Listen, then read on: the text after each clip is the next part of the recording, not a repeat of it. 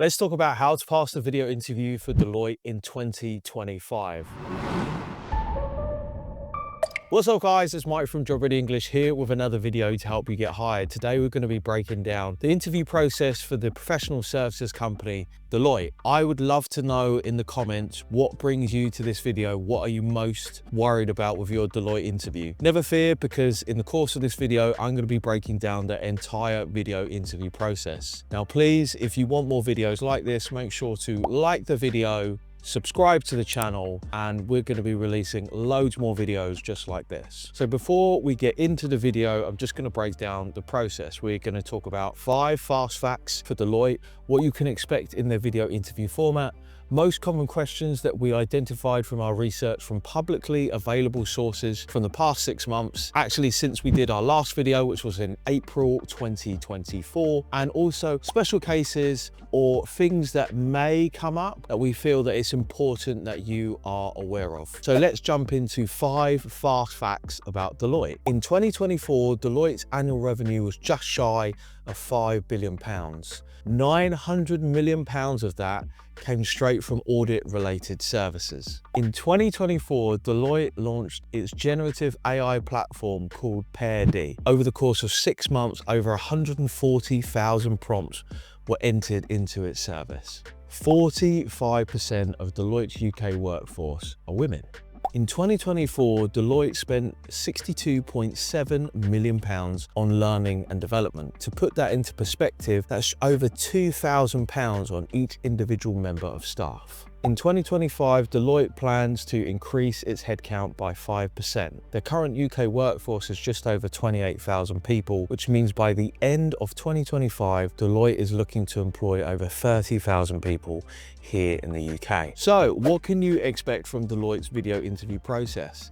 Now, it's referred to by different names. It's going to be done using Hirevue. It's going to be a one-way video interview, and it's going to be a job simulation, or what's also called a day in the life of. Now, this is going to be a mixture of questions. Generally, candidates reported that this lasted up to an hour.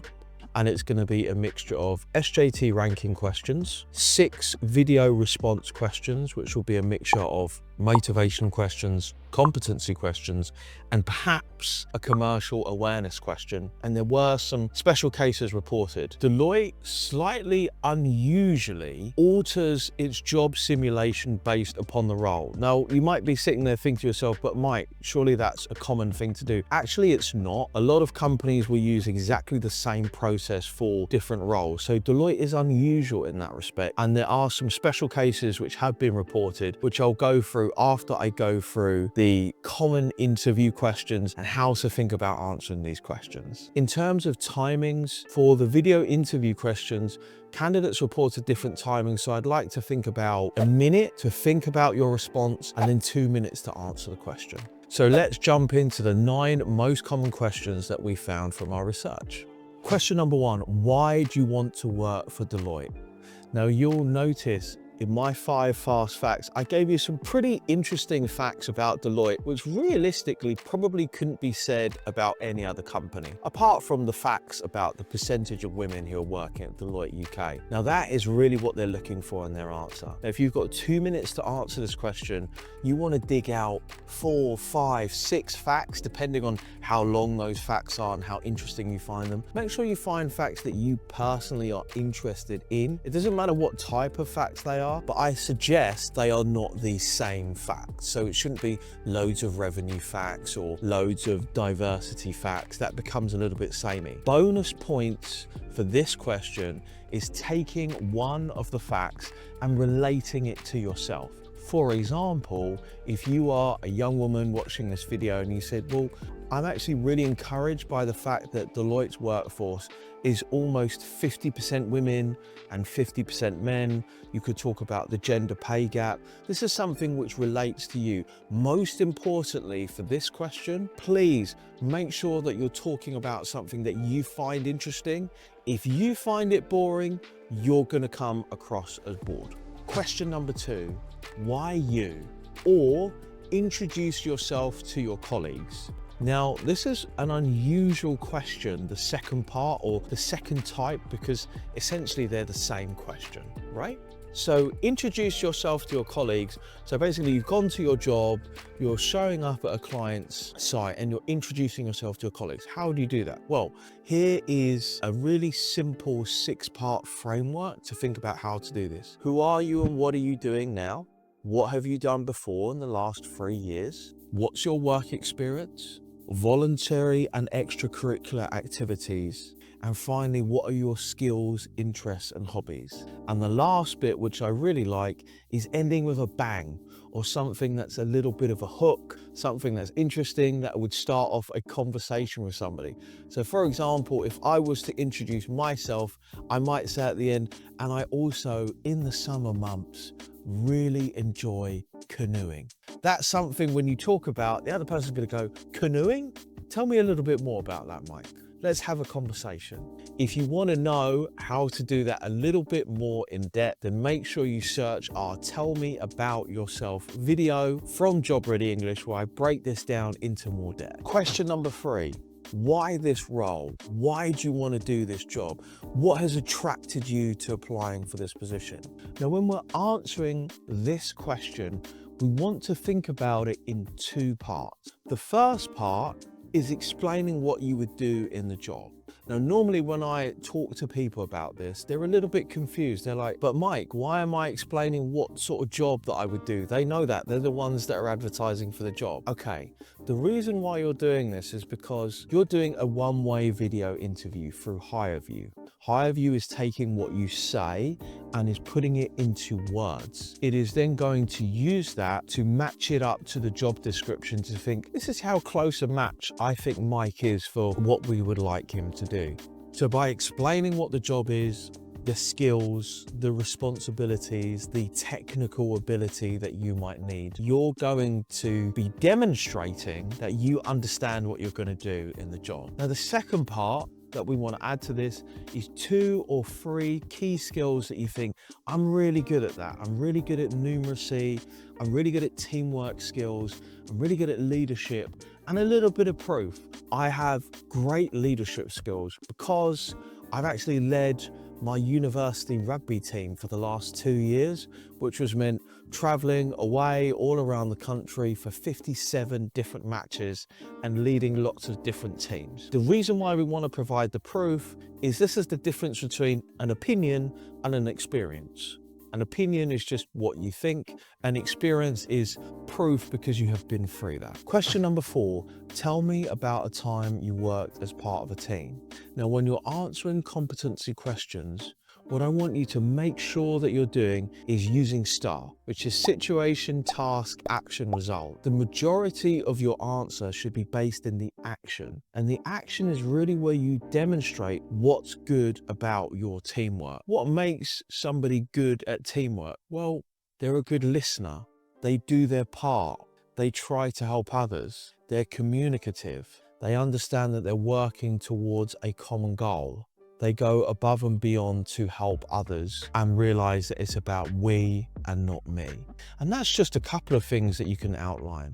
Now, some important things to think about in STAR in general is situation and task is pretty brief, but think about when was this?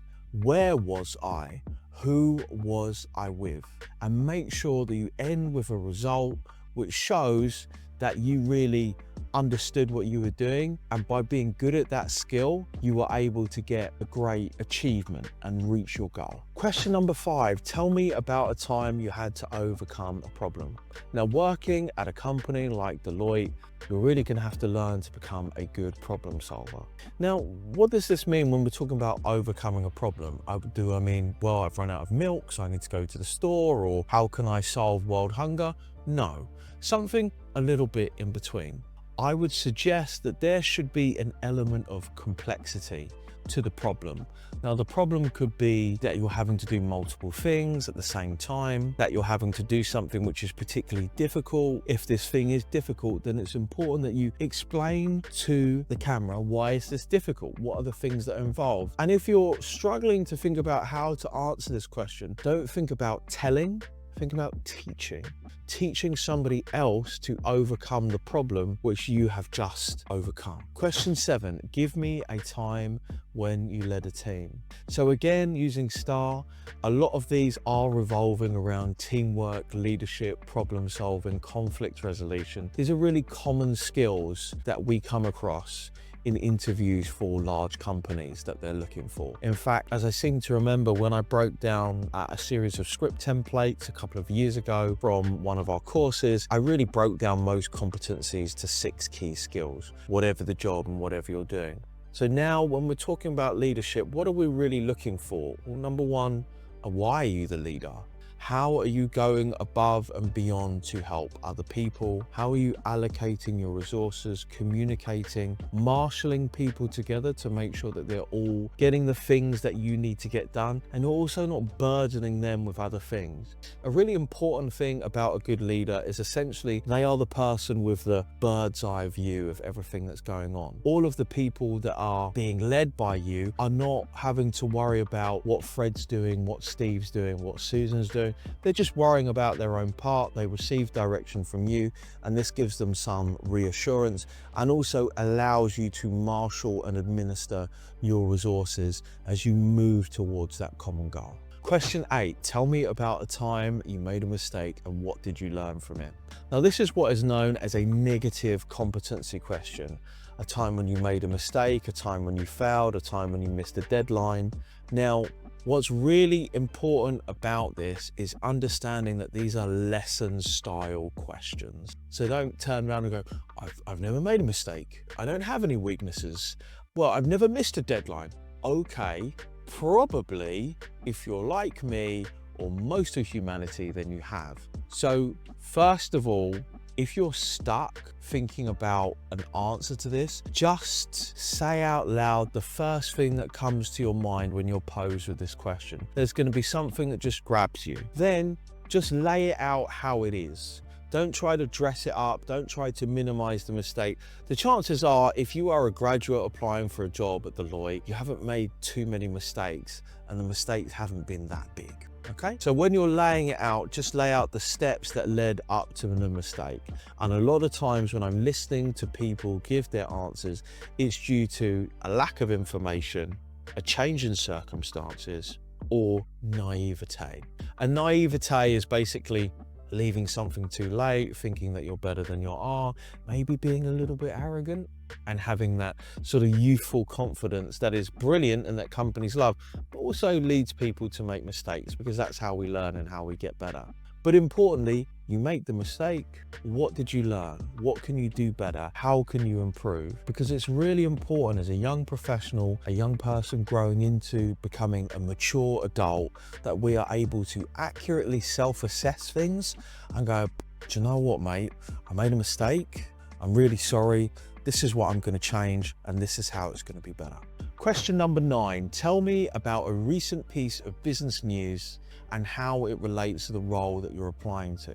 Now, one thing that I noticed, though these commercial awareness questions weren't that common, I wanted to highlight this in the video. Now, of course, if you want the very best help to pass your video interview, make sure you check out our updated Pass the Interview course for 2025. I have completely rewritten the entire course, and I think it's even better than ever. And I'm going to cover a lot more stuff in terms of breaking down exactly what it is that you need to do. But I didn't want to have to get you to go and buy a course, to really make sure that you know that you should be prepared for a piece of business news that relates to the role that you're applying for. For example, if you're applying for M&A, it would be a recent deal. If you're applying to be an audit associate, then it could be something that's happening in the audit industry. And you can do this by looking up a piece of industry news from an industry website, finding something which interests you and being able to just easily condense that into 30 to 60 seconds. The reason why I say it should be something that's interesting to you is so that it will be easier for you to explain, you'll be more interested in it, And also try not to choose anything that's too complicated or that you're struggling to explain in 120 seconds or less. Okay, that's it for most common questions. Is there any questions that we missed? Any that you think should be added into that list? Let me know down in the comments below. Next, I want to talk to you about special cases just to make you aware. And for me, there were 3 special cases. What do I mean by a special case? Well, in programming, you would call this an edge case.